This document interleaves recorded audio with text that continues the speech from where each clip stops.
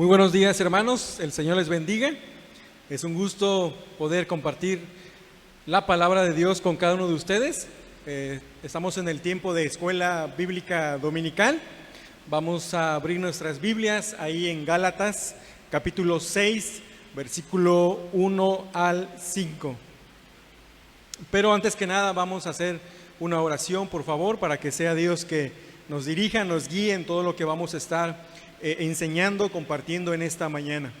Padre, te damos gracias porque nos permites una vez más compartir tu palabra, esa palabra que es viva y es eficaz y más cortante que toda espada de dos filos, que penetra, Señor, nuestros pensamientos, nuestros corazones, lo más profundo de nuestro ser, y nos sigues restaurando, nos sigues hablando y sigues ministrando nuestras vidas, Padre, para parecernos más a la semejanza de Cristo. Permite que todo lo que hagamos sea para tu gloria, en el nombre de Cristo Jesús. Amén. Muy bien, hermanos, abran sus Biblias en Gálatas capítulo 6, versículo 1 al 5. Vamos a continuar con nuestra serie. Recuerden, estamos viendo la disciplina dentro de la iglesia. Y hoy vamos a estar viendo lidiando con el pecado, parte número 1. Vamos a ver después la 2 y la 3. Así que pongan mucha atención a lo que vamos a estar compartiendo durante estos domingos. Dice la palabra de Dios: hermanos, si alguno fuere sorprendido en una falta, vosotros que sois espirituales, restauradle con espíritu de mansedumbre, considerándote a ti mismo, no sea que tú también seas tentado.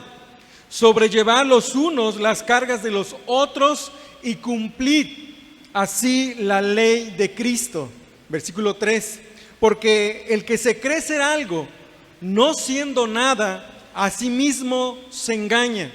Así que cada uno someta a prueba su propia obra, y entonces tendrá motivo de gloriarse, solo respecto de sí mismo y no de otro, porque cada uno llevará su propia carga. Gálatas capítulo 6, versículo 1 al 5. Vamos a dar un poquito de información, de trasfondo histórico, un poquito de contexto, para que podamos entender qué está diciendo el apóstol Pablo a la iglesia de Galacia, o a las iglesias de Galacia. Y digo iglesias por razón de que no solo era una iglesia en específico, sino creemos que eran varias iglesias. Y ahorita vamos a dar una razón por qué estamos diciendo eso. Bueno, como primer punto sabemos que el autor es Pablo. Gálatas capítulo 1, verso 1 dice así: Pablo, apóstol, no de hombres ni por hombre, sino por Jesucristo y por Dios el Padre, que lo resucitó de los muertos. La gran mayoría de las epístolas de Pablo empieza de esta manera. En Gálatas capítulo 5, versículo 2 dice lo siguiente: he aquí, yo Pablo os digo que si os circuncidáis, de nada os aprovechará Cristo. Nuevamente se vuelve a repetir el nombre de Pablo y él lo hace en primera persona. He aquí, yo Pablo, ¿verdad? Muy bien. ¿Cuál fue el lugar y la fecha en el cual se escribió la epístola a los Gálatas? Bueno, creemos que fue en el 49 después de Cristo. Y es interesante porque es una de las epístolas más tempranas del apóstol Pablo. Esto lo escribió poco después de su primer viaje misionero en Antioquía de Siria, que prácticamente era su base de misiones del apóstol Pablo. Con relación a los destinatarios, obviamente se refiere la epístola a los Gálatas, ¿verdad? Y se está refiriendo a las iglesias de Galacia. Pero una nota aquí es que no es étnico, sino político. Como lo está mirando el apóstol Pedro en primera de Pedro, capítulo 1, versículo 1, que dice: Pedro, apóstol de Jesucristo, a los expatriados de la dispersión en el Ponto, Galacia, Capadocia, Asia y Bitinia. ¿Por qué estamos enfatizando no étnico y sí político? Bueno, hay mucho debate si era realmente Gálatas del norte o Gálatas del sur. creemos que se está refiriendo a Gálatas del Sur, los cuales incluía, y lo podemos saber en el libro de Hechos, cuando el apóstol Pablo hizo su primer viaje misionero, fue a los lugares como Iconio, Listra, Derbe, ¿verdad? Y por eso entendemos que se está refiriendo a Galacia del Sur. ¿Cuál es el propósito por el cual se escribió a los Gálatas? Esto es muy importante porque nos puede dar mucha luz en nuestra comprensión, en nuestra interpretación de ese pasaje en específico. Se escribió para defender la autoridad apostólica de Pablo, como primer punto.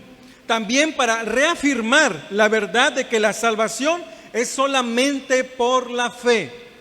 Pablo escribió Gálatas para contrarrestar a los falsos maestros judaizantes que estaban minando, que estaban tratando de destruir gradualmente esta doctrina central del Nuevo Testamento, que es la justificación por la fe. Una de las primeras herejías que entró en las iglesias y que llevó a desastres a algunos cristianos es que estaban volviendo a la circuncisión y a guardar la ley de Moisés y ya no la justificación por la fe. Y es por eso que Pablo se ve urgente escribir esta epístola a los Gálatas.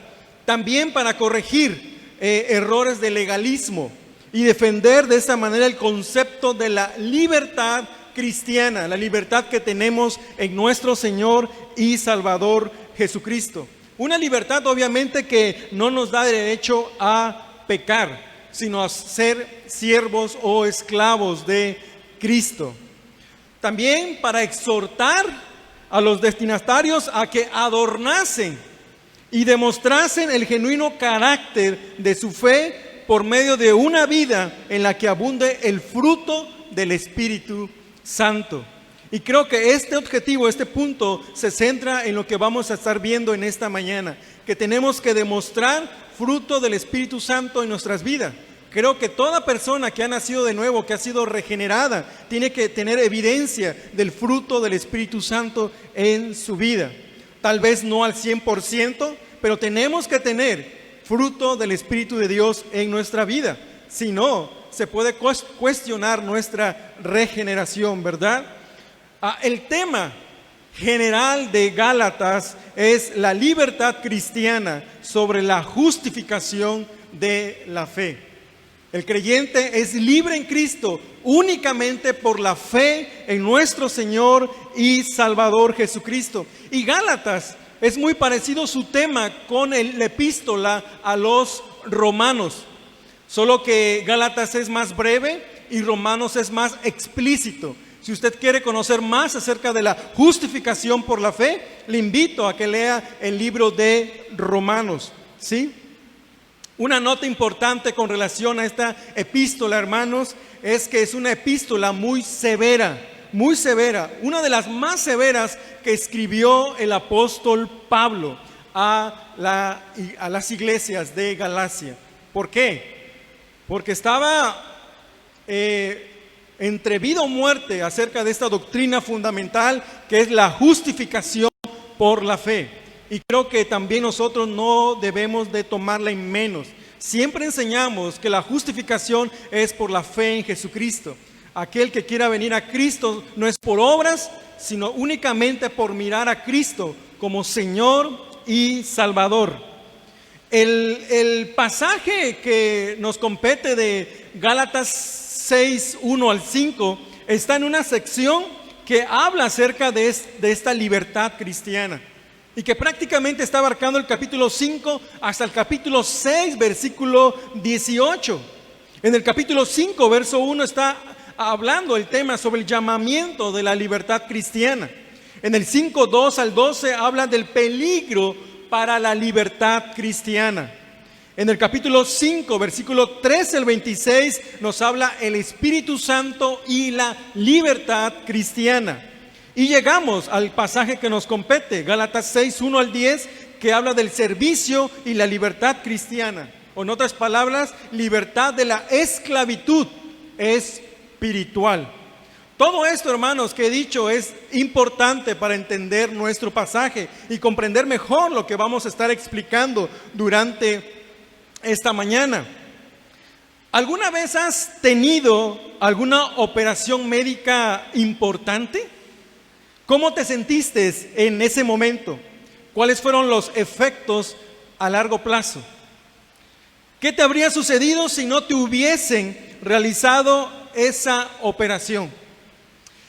Y estas preguntas nos hacen pensar con relación a la necesidad muchas veces de extirpar el pecado dentro de la iglesia, tratarlo prontamente, si no, puede contaminar no solo al creyente que lo está haciendo, sino a toda la congregación.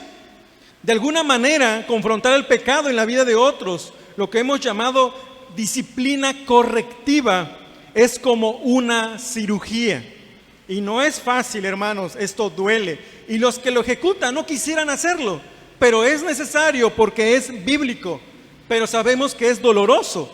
Se necesita una mano experta para hacer esto. A nadie le gusta. Sin embargo, la salud de toda la iglesia lo requiere. Cuando obedecemos a Dios y nos disciplinamos los unos a los otros de esta manera, hay gran bendición para todos los involucrados. Y eso es así. Si no queremos tratar el pecado, hermanos, a través de la disciplina correctiva, va a haber consecuencias. No estamos mostrando amor a nuestro hermano y no nos importa su vida. Pero cuando estamos tratando eso es porque sí nos interesa. Ahora, Dios nos llama a confrontar y a restaurar amorosamente a los miembros de nuestra iglesia que se encuentran atrapados en el pecado. Dos palabras importantes, hermanos, los que van a practicar la disciplina dentro de la iglesia: confrontar y restaurar. Dos verdades que es necesario dentro de la disciplina. Ahora, ¿en qué consiste la confrontación? Muchas veces, por no tener una definición apropiada, podemos malinterpretar y pensar que se está refiriendo a un pleito, ¿verdad?, que pudieran tener dos personas. No es así. La confrontación es el acto de enfrentar a una persona para mencionarle sus errores. Sí, sus errores, con el propósito de establecer la verdad. Obviamente no la verdad propia de uno, sino la verdad de la palabra de Dios. El confrontar a una persona contribuye a establecer la verdad para que se convenza de que debe corregir o que debe cambiar su vida. Ese es el fin de una disciplina correctiva: cambiar su vida. Salomón entendió esta verdad de la confrontación y él escribió así en Proverbios capítulo 15 versículo 10, dice: la reconvención es molesta al que deja el camino, y el que aborrece la corrección morirá. Ustedes estarán preguntando qué significa la palabra reconvención. Bueno, el mismo texto lo dice porque es un texto paralelo, sinónimo. Es corrección, es disciplina. La disciplina, la corrección es molesta al que deja el camino, obviamente del camino del Señor. Y el que aborrece la corrección morirá. Por eso vemos que es tan importante ejercer la disciplina correctiva dentro de la iglesia local. En el capítulo 5 de Gálatas ya se habló acerca de la libertad que tenemos en Cristo y el poder que tenemos en el Espíritu Santo para obedecer a Dios. Sí, si usted es creyente, realmente puede obedecer a Dios, no por su propia fuerza o capacidad, sino porque Dios nos ha dado de su Espíritu Santo que mora en cada creyente. Sí, esa es una verdad muy importante que no debe de olvidar. Tenemos al Espíritu Santo morando en nosotros. En Gálatas capítulo 6 nos explica cómo debemos ahora luchar, combatir, lidiar con nuestros pecados en la iglesia. Y bien se dice luchar, batallar, porque no es nada sencillo, no es nada fácil. Y los que van a ejercer esto no quisieran hacerlo. Es por eso creo que muchas veces se omite la disciplina correctiva, porque es un trabajo arduo, la verdad. nadie quiere enfrentar la confrontación o las cosas que puedan venir después de esto. Ahora, podemos dividir en 2 puntos nuestra enseñanza que ya estamos viendo en Gálatas 6 del 1 al 5.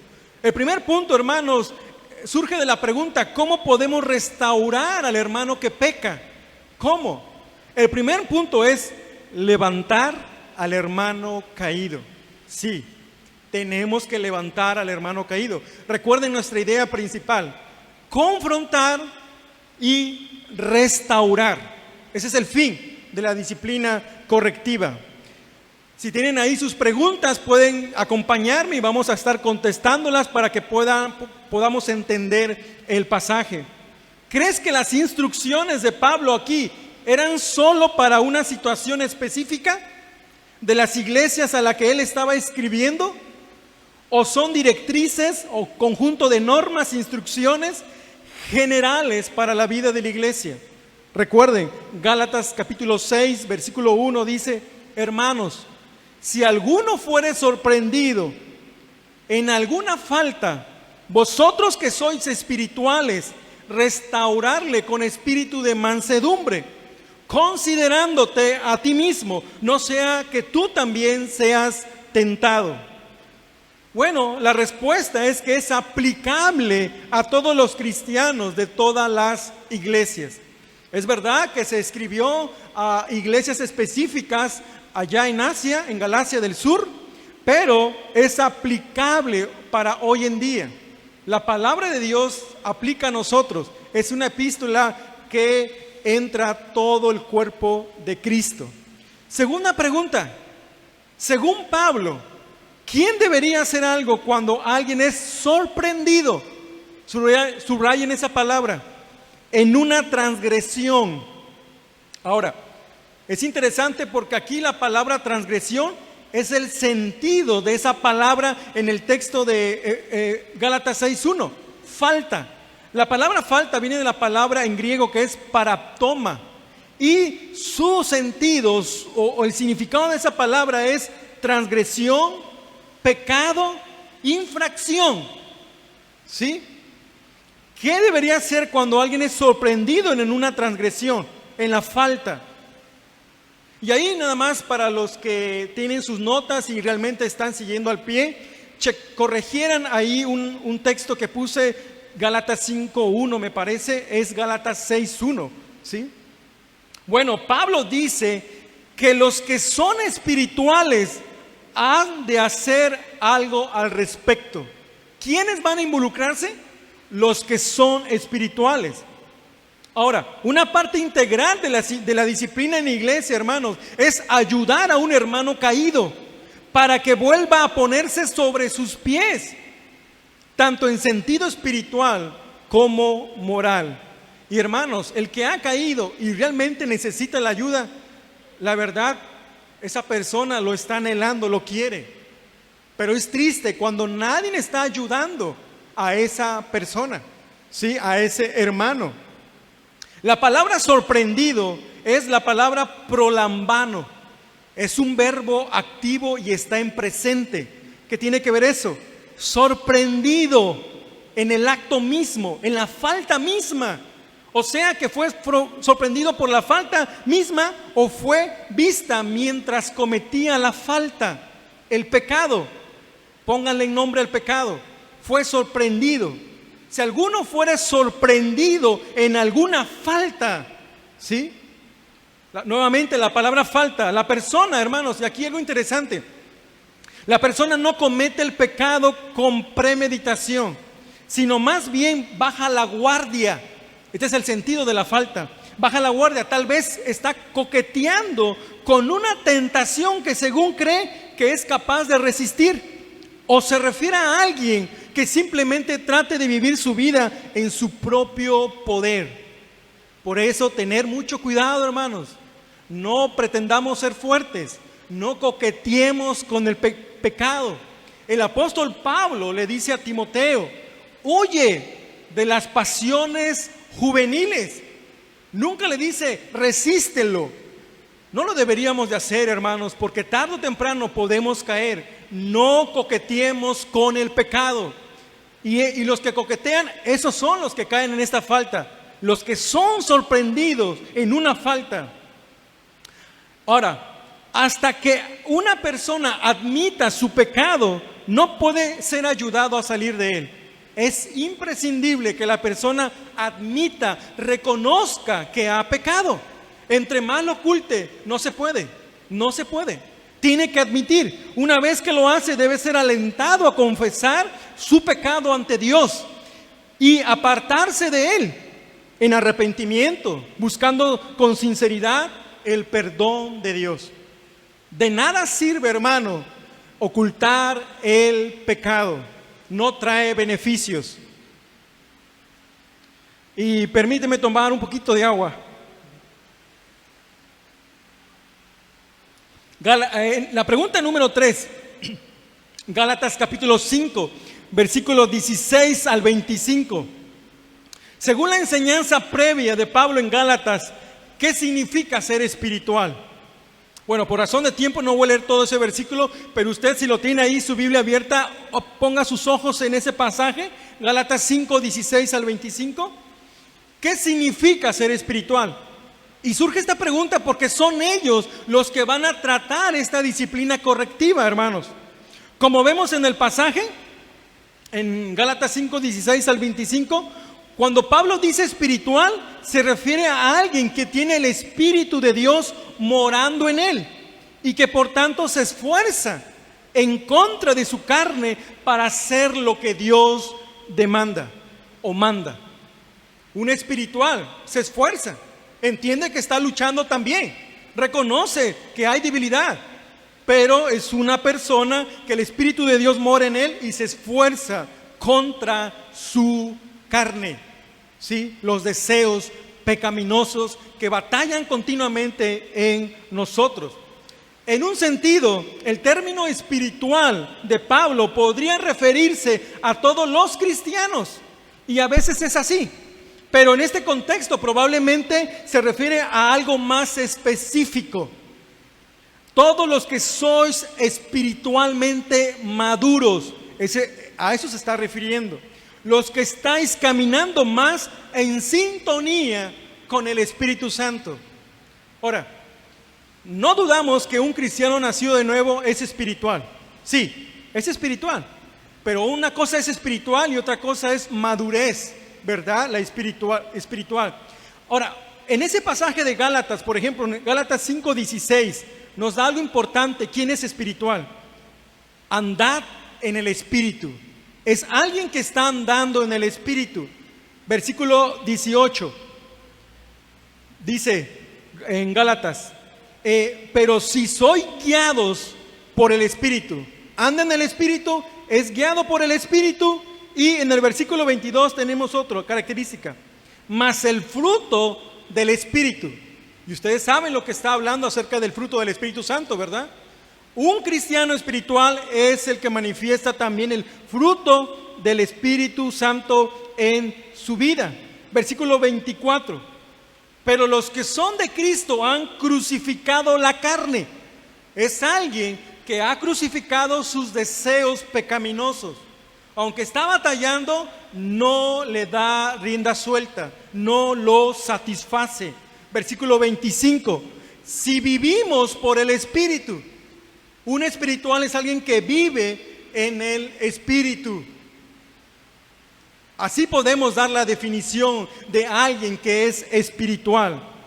Obviamente ya vemos que hay un contraste, ¿verdad? Con alguien que es sorprendido. El que es sorprendido en una falta no necesariamente está siendo espiritual en ese momento. Está siendo carnal, ¿verdad? Porque está siendo sorprendido en una falta. Los que son espirituales en virtud o capacidad de su fortaleza espiritual son responsables para aquellos que son débiles y carnales. ¿Sabía usted que en la iglesia hay cristianos débiles y carnales? Sí, sí los hay. Y en su momento tal vez hemos pasado esto. Pero el Señor quiere que seamos cristianos espirituales y maduros. Y es aquí con ellos, los débiles y carnales, que muchas veces van a ser sorprendidos en una falta y es necesario confrontarle y restaurarle, hermanos. Ahora, déjenme explicar un poco de la madurez y la espiritualidad, porque es interesante, ¿verdad? Estos dos términos. La madurez es el efecto acumulado de los tiempos de espiritualidad. Sí, pero cualquier creyente en cualquier punto de su crecimiento hacia la semejanza a Cristo puede ser un creyente espiritual, que ayuda a un creyente que está en pecado porque ha caído en la concupiscencia de su propia carne. Como lo podemos ver en Romanos capítulo 15, verso 21, dice: así que los que somos fuertes, dice el apóstol Pablo, debemos soportar las flaquezas de los débiles y no agradarnos a nosotros mismos. Primera de Tesalonicenses capítulo 5, versículo 14. También os rogamos, hermanos, que amonestéis a los ociosos, a los flojos, que alentéis a los de poco ánimo, que sostengáis a los débiles, que seas paciente para con todos. ¿Sí? Eso es lo que tiene que hacer el creyente que es espiritual. ¿Sí? Y eso es lo que nos lleva a nuestra siguiente pregunta, número 4. ¿Qué responsabilidad da Pablo a los que son espirituales? En mismo Gálatas capítulo 6, verso 1 está toda la respuesta. ¿Qué responsabilidad da Pablo a los que son espirituales? Porque es importante para la salud de la iglesia. Bueno, Pablo da a los que son espirituales la responsabilidad de restaurar. El texto dice restauradle. Y es interesante, hermanos, porque esto es un verbo, es una acción, está en presente, es activo y es un imperativo, no es una opción, es un mandamiento. Usted tiene que restaurarle. El cristiano que está en pecado con un espíritu de mansedumbre tiene que hacer eso. Esto es importante, hermanos, para la salud de la iglesia, porque si el pecado no se controla, se extenderá en todo el cuerpo. Imagínense que se permita el adulterio, imagínense que se permita la fornicación, y no se trata, se va a extender y todo mundo va a ser adúltero y fornicario. Eso ya no sería una iglesia, ¿verdad? Primera de Corintios, capítulo 5, versículo 6, Pablo dice: ¿no sabéis que un poco de levadura leuda toda la masa? El contexto aquí podemos tomarlo no como una herejía, sino como una práctica pecaminosa que se extiende en toda la iglesia. Y luego pasa a exhortar a los corintios a lidiar, a luchar adecuadamente con el pecado que hay en medio de ellos. Y hermanos, había mucha inmoralidad en la iglesia de Corinto. Ya hemos dicho eso varias veces. Inmoralidades sexuales, un hijo cohabitando con su madrastra, problemas en la cena del Señor, problemas legales, en fin, había muchos problemas dentro de la iglesia de Corinto. ¿Eran cristianos? Eran cristianos. ¿Eran espirituales? En su momento, pero llegaron a ser más carnales. Y por eso el apóstol Pablo está diciendo que tienen que lidiar. Incluso trató con esa iglesia. Un creyente espiritual que de manera humilde procura restaurar a un hermano que peca, no habla mal de él, sino que le sirve de la mejor manera posible. Escuche eso con mucha atención. Cuando una iglesia se compromete a restaurar a sus miembros caídos, sigue el camino de la pureza y se hace útil para Dios.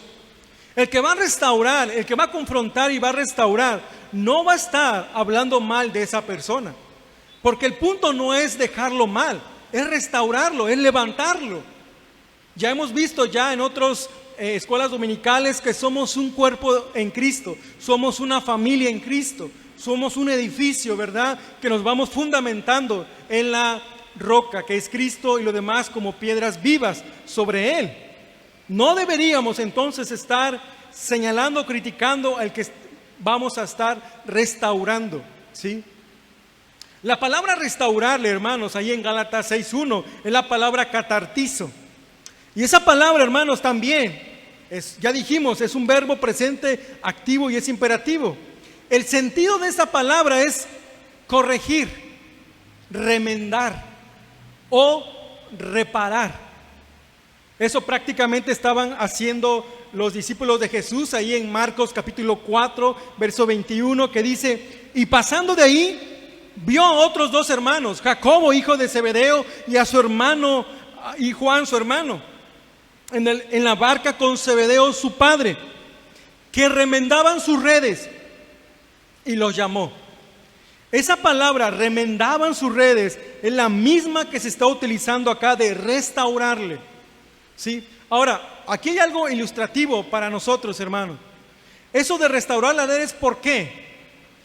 Porque dentro del trabajo que ellos estaban haciendo, se rompió un hilo, tal vez con una rama, al tratar de estar pescando, ¿verdad? O una piedra ahí en el mar de Galilea. Esto nos puede ilustrar muchas veces, aún estando también dentro de la iglesia o el ministerio, podemos caer en una falta. Y es necesario la restauración, la corrección, ¿sí?, de el creyente, remendar su vida. Hablando en un sentido espiritual, Dios está restaurando nuestras vidas, hermanos. Está remendando muchas veces las vidas de cada uno de nosotros. Primera de Pedro, capítulo 5, versículo 12 dice: por conducto de Silvano, a quien tengo por hermano fiel, os escribo brevemente, amonestando y testificando que esta es la verdadera gracia de Dios en lo cual estáis. Bueno, creo que esta no es mi cita la que quería compartir. La restauración, hermanos, es parte de nuestra perfección en Cristo. Es importante y es necesario que cada uno de nosotros estemos siendo restaurados, específicamente aquel que ha caído en una falta. Hebreos capítulo 12, verso 12 al 13 dice: por lo cual, levantad las manos caídas y las rodillas paralizadas y haced sendas derechas para vuestros pies, para que lo cojo no se salga del camino, sino que sea sanado. El Señor nunca quiere la destrucción de sus hijos, quiere su restauración, quiere que se levante, que se pongan en pie y sigan sosteniéndole para la gloria de Dios. La salud de la iglesia, hermanos, depende de nuestra habilidad para lidiar, para batallar continuamente, adecuadamente con el pecado, porque todos seguimos luchando con el pecado, todos, y necesitamos toda la ayuda que podamos conseguir. Haciendo un paréntesis, recomendamos un libro que se llama La mortificación del pecado, creo que lo he recomendado anteriormente, de John Owen. Hermanos, continuamente debemos estar mortificando el pecado. Es como la ilustración en una cuadrilátero, ¿verdad? Boxeos, donde si ya lo noqueaste a tu contrincante, no te confíes, supongamos que pueda continuar la pelea. No te confíes, porque va a revivir y te puede dar si tú te estás descuidando.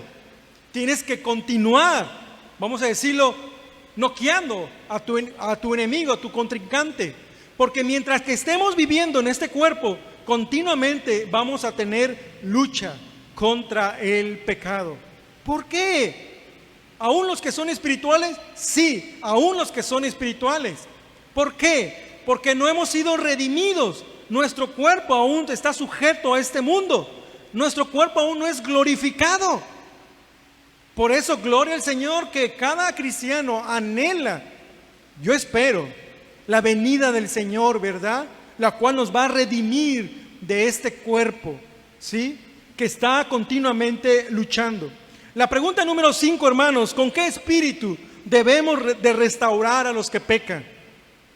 ¿Cómo? Ahí en Gálatas 6:1 también tenemos la respuesta, ¿verdad? Si ustedes están siguiéndonos y observando.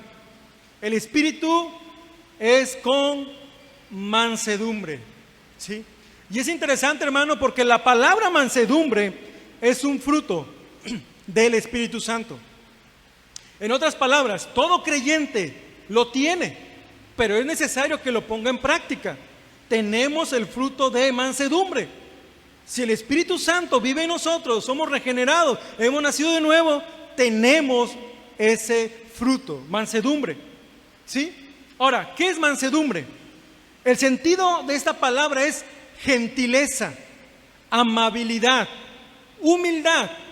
Esa es la palabra mansedumbre. ¿Sí? Noten, si una persona cae en pecado y vas a tú restaurarlo, no puede ser lo contrario. Tienes que hacerlo con espíritu de mansedumbre. Primera de Corintios, capítulo 4, versículo 21 dice: ¿qué queréis? ¿Iré a vosotros con vara o con amor y espíritu de mansedumbre? Pablo también estaba enojado cuando estaba tratando el pecado en la iglesia de Corinto. Y le da opciones: vara, amor o espíritu de mansedumbre. Sabemos que la respuesta de Pablo es que con espíritu de mansedumbre. Pero hay ocasiones que el pecado es persistente y cuando el que tiene la falta no quiere reconocer ni admitir, llega un momento acalorado, ¿verdad? Porque tú dices que eres cristiano, pero no quieres reconocer tu falta delante del Señor. Segunda de Corintios, capítulo 10, versículo 1 dice: yo, Pablo, os ruego por la mansedumbre y ternura de Cristo, yo que estando presente ciertamente soy humilde entre vosotros, mas ausente soy osado con vosotros. Y hablándole a la iglesia de Corinto, Efesios capítulo 4, versículo 2 dice: con toda humildad y mansedumbre, dice, soportándoos con paciencia los unos a los otros en amor. Y Pablo entendía, hermanos, esto, sabía. Él también estaba viviendo en su cuerpo. Sabía que muchas veces uno puede perder los estribos o no ser manso, ¿verdad? Por eso él dice: con toda humildad y mansedumbre, soportándoos, aguanten, resistan con paciencia los unos a los otros en amor. ¿Sí? Colosenses capítulo 3, versículo 12 dice: vestíos pues como escogidos de Dios, santos y amados, de entrañable misericordia, de benignidad, de humildad, de mansedumbre, de paciencia. Y así pudiéramos leer muchos versículos, pasajes bíblicos que nos hablan al respecto de qué es mansedumbre. ¿Sí? Se está refiriendo a gentileza, amabilidad, humildad. La siguiente pregunta del 5 dice: ¿qué es lo opuesto a este tipo de espíritu? De ejemplos prácticos. Bueno, lo opuesto de este espíritu es una actitud áspera y de juicio, ¿sí? Duros y que caiga todo el peso de la disciplina sobre esa persona, ¿sí? Que pretende infligir más culpa al pecador en lugar de llevarle a ver la gracia de Dios en Cristo. Sí. En otras palabras, dominante, fiero, iracundo, salvaje, inquieto. ¿Aplica algunas palabras que hemos leído a usted? Es interesante para hacer reflexión, ¿verdad? Juan capítulo 8, versículo 3 al 11, dice lo siguiente. Y esto es un ejemplo para ilustrar, hermanos, cuando uno quiere ser duro con alguien. Entonces los escribas y los fariseos le trajeron una mujer sorprendida en adulterio y poniéndola en medio le dijeron: maestro, esta mujer ha sido sorprendida en esa falta, en el acto mismo del adulterio. Y en la ley de Moisés, en la ley nos mandó Moisés a apedrear a tales mujeres. Tú, pues, ¿qué dices? Mas esto decía tentándole para poder acusarle, pero Jesús, inclinándose al suelo, escribía en tierra con el dedo. Y como insistieran en preguntarle, se enderezó y les dijo: el que de vosotros esté sin pecado, sea el primero en arrojar la piedra contra ella. E inclinándose de nuevo hacia el suelo, siguió escribiendo en tierra. Muchos se han preguntado qué estaba escribiendo Jesús. Probablemente los pecados de los fariseos y los escribas. Luego sigue el verso 9. Pero ellos, al oír esto, acusados por su conciencia, salían uno a uno, comenzando desde los más viejos hasta los postreros. Y quedó solo Jesús y la mujer que estaba en medio. Enderezándose Jesús y no viendo a nadie sino a la mujer, le dijo: mujer, ¿dónde están los que te acusaban? Los que estaban siendo duros, los que estaban queriéndote dejar toda la ley de Moisés sobre ti. ¿Dónde están? ¿Ninguno te condenó? Ella dijo: ninguno, Señor. Entonces Jesús le dijo: ni yo te condeno, vete y no peques más. Este es el corazón cuando realmente quiere uno restaurar, y no lo contrario a ser dominante, fiero en una disciplina correctiva. Jesús no estaba interesado en destruir, sino en ayudarle. Y esa debería ser la actitud de los seguidores hacia otras personas, especialmente a los hermanos en la fe. La parte B de nuestra pregunta: ¿por qué es importante restaurar a alguien con este tipo de mansedumbre? De este tipo de espíritu, de mansedumbre. Bueno, en primer lugar, hermanos, cuando confrontamos el pecado de otra persona, es importante que reconozcamos que también somos pecadores, que también nosotros estamos luchando. Y aquel que diga que no está luchando es un mentiroso. Todos estamos luchando con algo. Una cosa es ceder a la tentación, ¿verdad? Y otra cosa es estar luchando. Y que todo lo que tenemos es por la gracia de Dios. Si hay algo bueno en nosotros, hermanos, es por Dios y no en nosotros. Recordemos de dónde Él nos ha rescatado, ¿verdad? Rescatado. Si no reconocemos esto, no cultivamos un espíritu de mansedumbre. Como resultado podemos llenarnos de orgullo y justicia propia, y se estaría aplicando los siguientes pasajes a nosotros. ¿Cuáles? Mateo capítulo 7, y ustedes van a recordar un poco. No juzguéis para que no seas juzgado, porque con el juicio con que juzgas seréis juzgado, y con la medida con que medís os será medido. ¿Y por qué miras la paja que está en el ojo de tu hermano y no echas de ver la viga que está en tu propio ojo? ¿O cómo dirás a tu hermano: déjame sacar la paja de tu ojo y aquí la viga en el ojo tuyo? Hipócrita, saca primero la viga de tu propio ojo y entonces verás bien para sacar la paja del ojo de tu hermano. Alguien pudiera objetar y decir: ahí está, hermano, ¿para qué entonces disciplinar al creyente que es sorprendido en una falta? Si dice la Biblia que no debemos de juzgar, no está diciendo eso. Hermanos, dice: ¿o cómo dirás a tu hermano: déjame sacar la paja de tu ojo y aquí la viga en el ojo tuyo? Hipócrita, saca primero la viga de tu propio ojo. O sea, que es necesario que el que va a restaurar espiritualmente primero confiese su pecado delante de Dios, esté a cuentas con el Señor. Si no lo hace y quiere corregir de esa manera, entonces sí estaría juzgando de una manera incorrecta, y no es conforme la Biblia nos demanda. En segundo lugar, hermano, es importante tener un espíritu amable, porque a nadie le gusta ser confrontado. A nadie. Cuando le han descubierto su falta, a nadie quisiera que le tratara. Cuando alguien le señala su pecado, y es fácil ponerse a la defensiva o incluso enojarse. Por tanto, el que va a corregir el pecado de otro debe hacerlo con la mayor bondad y paciencia posible, ¿sí?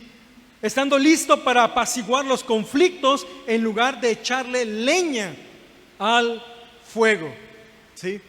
al fuego. Número 6, hermanos.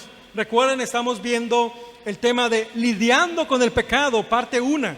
Recuerden que estamos en nuestra serie Disciplina en la iglesia, ¿sí?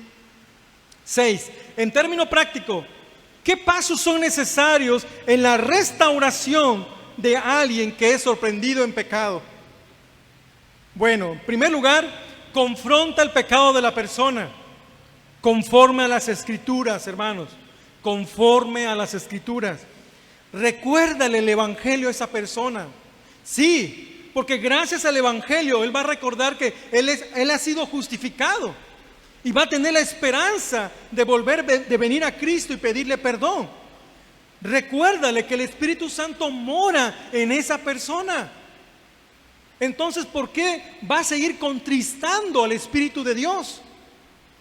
Proporciona toda la ayuda práctica y el aliento para ayudar a la persona a superar ese pecado en el futuro, hermanos. Ayuda a la persona a través de la reconciliación o, en su caso, la restitución, si es necesario, ¿sí? Después que una iglesia haya aplicado la disciplina apropiada al hermano caído, los miembros deben perdonarle. Escuchen esto, iglesia. Deben perdonarle y consolarle para que no sea consumido en demasiada tristeza. 2 Corintios 2:7. No debe ser tenido por enemigo, sino que se le debe amonestar como hermano. Yo no sé, entiendo que podemos molestarnos por algún pecado de algún hermano que cometió, ¿verdad? Pero si ese hermano ya está en la disciplina, está en su proceso y se ha levantado, la iglesia no debe seguir viéndolo como alguien, como enemigo y señalarle, si él ya pasó la disciplina. Eso es lo que estaba pasando en la iglesia de Corinto. Tenemos que tener misericordia, hermanos, porque no sabemos si usted el día de mañana estará en esa silla, en ese lugar, ¿sí? Pregunta número 7. ¿Qué le dice Pablo a los que están restaurando a otro con respecto a sí mismo? En Gálatas 6:1. ¿Por qué crees que este tipo de labor podría conducir a la tentación del que está disciplinando? Bueno, Pablo les dice a los que están restaurando a otro, considerándote a ti mismo, no sea que tú también seas tentado, ¿sí? Aquellos que hacen este tipo de trabajo podrían tener la tentación de caer en el mismo pecado, porque no estamos exentos. O podría surgir un pecado como el orgullo o la justicia propia si nos consideráramos mejores que aquellos a los que estamos restaurando. La palabra considerándote es la palabra escopeo y el sentido es vigilar cuidadosamente. Observar con cuidado, tener cuidado frente al peligro, porque nosotros no estamos exentos. Romanos 16, versículo 17. Mas os ruego, hermanos, que os fijéis a los que causan divisiones y tropiezos en contra de la doctrina que vosotros habéis aprendido y que os apartéis de ellos. Bueno, me interesa nada más la palabra fijéis. Observen con mucho cuidado. Aquí también se utiliza esa palabra considerándote, ¿sí? El hermano que va a restaurar a otro debe pedir una porción especial de amor y la bondad de Jesús. Sí, hermanos. En otras palabras, vamos a entrar en disciplina, oremos al Señor que nos dé amor y bondad para hacerlo. Porque puede ser que a veces queremos pasarnos la mano, ¿verdad? Y eso no es correcto. Algo similar, es un poco chusco, ¿verdad? Cuando escuchan algo de liberación a una persona que está poseída, ¿no? ¿Qué dice? ¿Ya oraste? Porque si no, vas a sacar tu trapito al sol o te vas a zarandear. Y muchas veces uno no quiere entrar en eso, ¿verdad?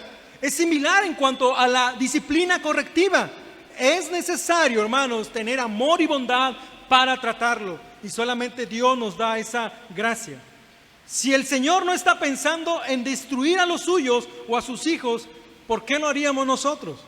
No debemos, hermanos, destruir a un hermano, ¿sí?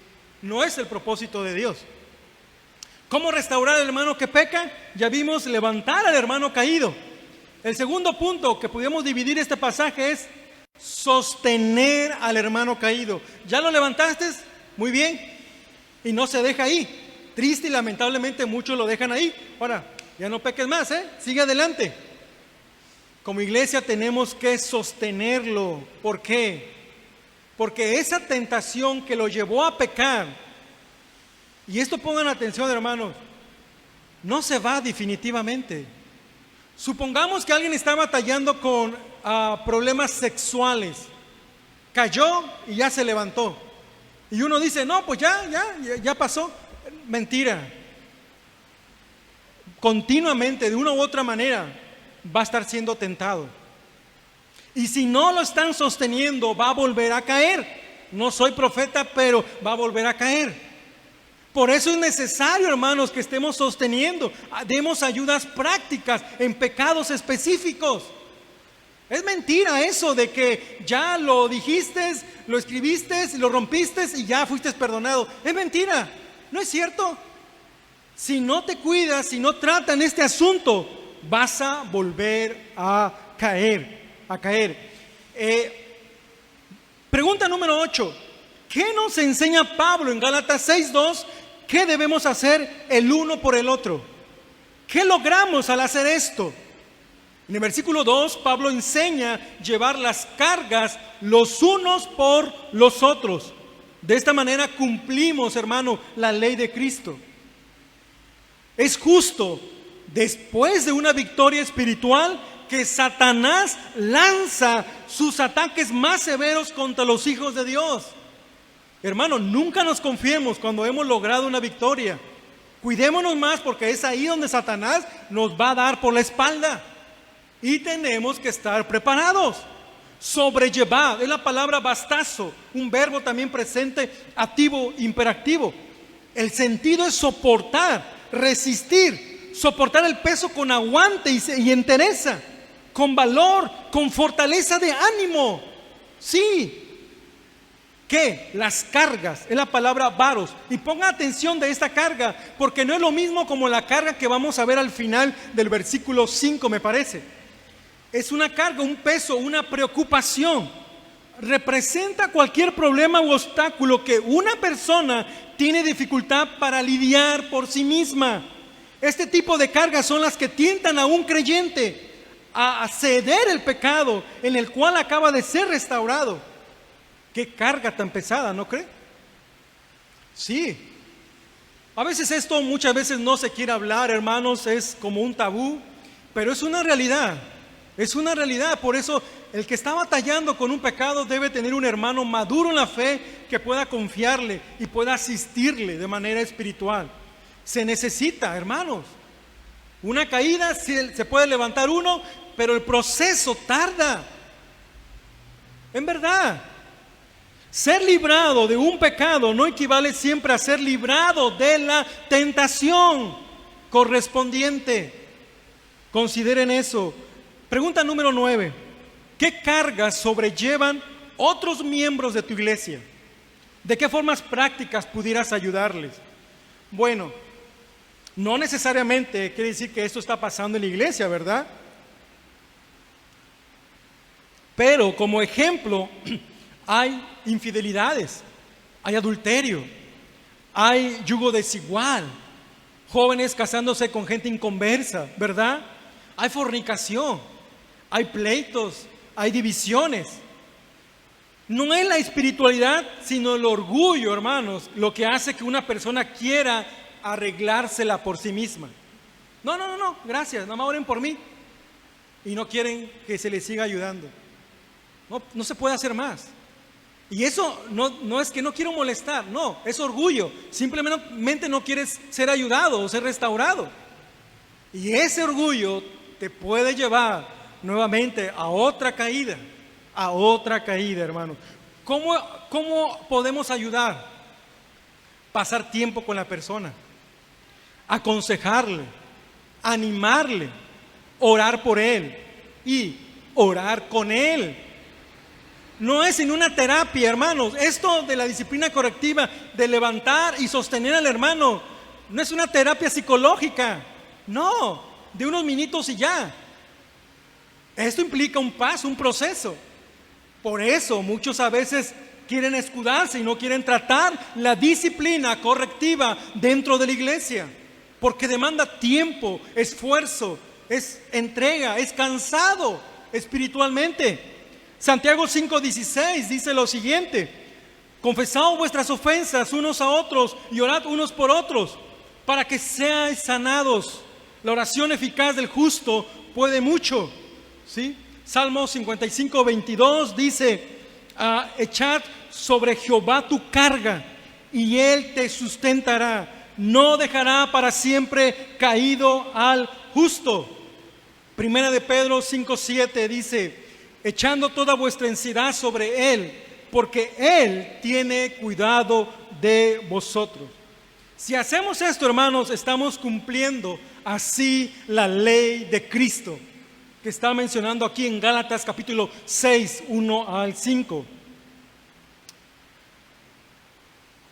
Gálatas 6:3, porque el que se cree algo no siendo nada, a sí mismo se engaña.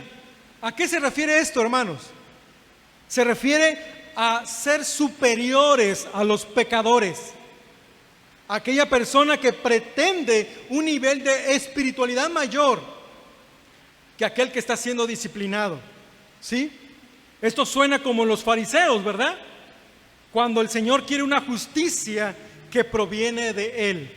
A esto se está aplicando el versículo 3. A los que se creen superiores, pero en realidad no son nada, a sí mismos se engañan. No sé si ha escuchado esa frase que dice: él se metió sin ayuda en ese lío, que se salga por su cuenta propia. El que menciona esa frase, hermanos, en su corazón realmente está siendo injusto y su mente está desviada. Estos son los que se creen ser algo y no son nada. Solo quieren juzgar y condenar al que ha caído. El engreimiento, la soberbia, el envanecimiento, hermanos, puede coexistir con la moralidad externa por fuera, pero no puede coexistir con la espiritualidad, ¿sí? Pregunta 10, estamos ya llegando al final. ¿Qué nos dice Pablo que debemos hacer con respecto a nosotros mismos? Que tenemos que poner a prueba nuestra propia obra. Someta a prueba su propia obra. Someta a prueba. La palabra dokimazo es otro verbo que está en presente activo y es imperativo, ¿sí? El sentido es examinarse, revisarse. La primera responsabilidad de un creyente consiste en examinarse a sí mismo para estar seguro de que sus propias actitudes y su vida son correctas delante del Señor, antes de tratar de suministrar ayuda espiritual a otros, ¿sí? Y cuando uno pasa al examen, si es que pasaste bien para ayudar a otro, gloríese en el Señor y no en sí mismo, hermanos. ¿Con qué propósito? ¿Sí? Para jactarnos, pero en el buen sentido, un alto grado de confianza que uno puede tener en el Señor, ¿verdad? Y no en otros. Cada uno de nosotros debería tener confianza ante Dios en que estamos caminando en sus caminos. ¿Por qué es necesario? Es necesario porque cada uno de nosotros llevará su propia carga. ¿Ah? ¿Qué no acabaste de decir que tenemos que llevar la carga de otro? Sí, pero recuerden que dije, noten porque aquí la palabra carga es otro significado de lo que se dijo anteriormente, ¿sí? Aquí la palabra carga el sentido es un peso. ¿Qué quiere decir? Que cada uno tendrá que llevar su propia carga.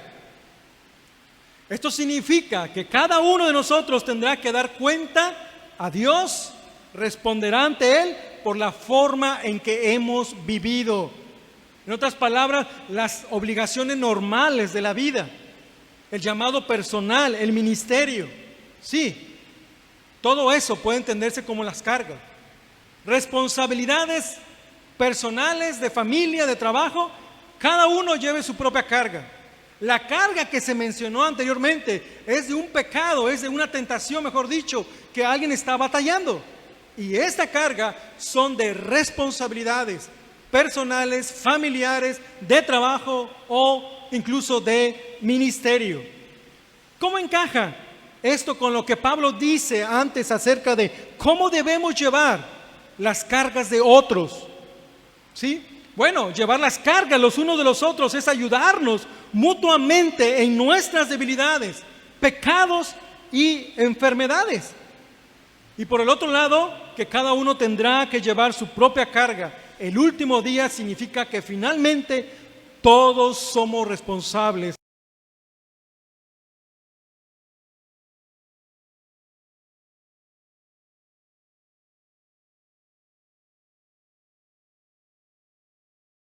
Responsables ante Dios por la manera en que vivimos. ¿Crees, la número 11, que la enseñanza de Pablo en este pasaje significa que tenemos que reprender a alguien cada vez que comete un pecado? Definitivamente no, hermanos. No es así. ¿Sí? No cada rato. Hay pecados que tenemos que pasar por alto. Tal vez pueda ser una ofensa a nuestra persona y no necesariamente un pecado grave. Para no hacerlo más largo, podemos pasarlo por alto y se acabó el asunto. Pero va a haber pecados que no se puede pasar por alto. Como les dije, fornicación, adulterio, algún problema fuerte entre hermanos, eso tener mucho cuidado. ¿Qué obstáculos impiden que nos preocupemos los unos por los otros? Pregunta 12. De esta manera, ¿cómo puedes tratar de superarlos? Bueno, yo creo que los obstáculos en esto, hermanos, es el orgullo. Pensar que somos mejores que Él. El no tener tiempo. Las diferencias con dicha persona. Pensar que no nos incumbe la vida ajena, dice. No han entendido que somos una familia, un cuerpo. ¿Y cómo tratarlos? Obedecer las Escrituras. Estar a cuentas con el Señor constantemente. Esforzarnos en involucrarnos en ayudar a otros. Recordar que somos una familia en Cristo y pedirle al Señor su gracia para ejercerlo, hermanos. Oremos. Padre, te damos gracias por este tiempo de escuela dominical, donde estamos aprendiendo acerca de la disciplina.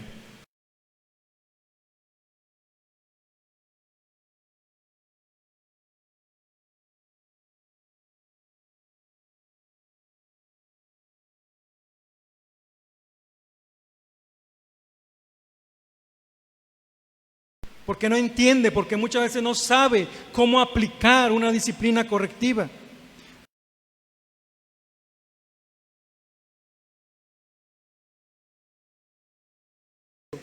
Dales gracia, dales sabiduría, dales entendimiento. Señor, quisiéramos que esto no pasara, pero nadie está exento. Cualquiera de nosotros puede caer y es necesario ejercer disciplina para la salud de la iglesia. Ruego por esta iglesia local que la siga sosteniendo y que cada uno de nosotros nos guardemos, Señor, que nos esforcemos, que sigamos luchando en contra de la carne que batalla constantemente. Gracias por tu Espíritu Santo que mora en nosotros. A ti sea la gloria en el nombre de Cristo Jesús. Amén.